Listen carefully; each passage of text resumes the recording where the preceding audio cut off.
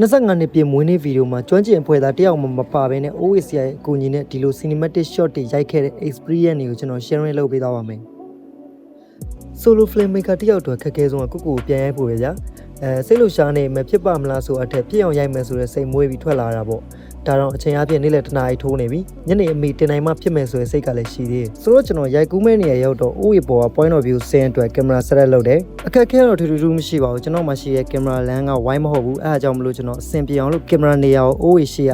ဖမှန်ဘေးကိုကျွန်တော်ပြောင်းလိုက်ရတာပေါ့။ဆိုတော့ result ကဒီလိုလေးထွက်လာတယ်။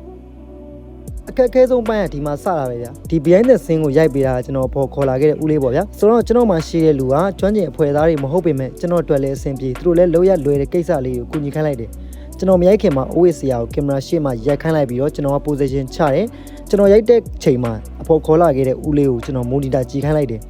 ကျွန်တော်သတ်မှတ်ထားတဲ့ frame နဲ့ဝင်ရလာဆိုပြီးတော့လမ်းမေးတယ်အဆင်ပြေပြီဆိုမှကျွန်တော်ကစပြီးတော့မှုသွင်းတယ်ကျန်တဲ့ဗီဒီယိုတွေကလည်းအဲ့လိုပဲရိုက်ခဲ့တာပါ behind the scene ကတော့ဒီလောက်ပဲရှိရဲဘာလို့လဲဆိုတော့ကျွန်တော်ကဒီ operation ကိုပို့ပြီးတော့ focus လုပ်ချင်လို့ပါဆိုတော့နောက်ထပ်ဘယ်လို cinematic story မျိုးကိုဖန်တီးစေချင်လဲဆိုတာကျွန်တော် comment မှာရေးပေးခဲ့ပါကျွန်တော်ပုံစံနဲ့ကျွန်တော်ချပြကြည့်ပါမယ်စိတ်ဝင်စားရဆိုရင် follow လုပ်ခဲ့ပေးပါဦးဗျ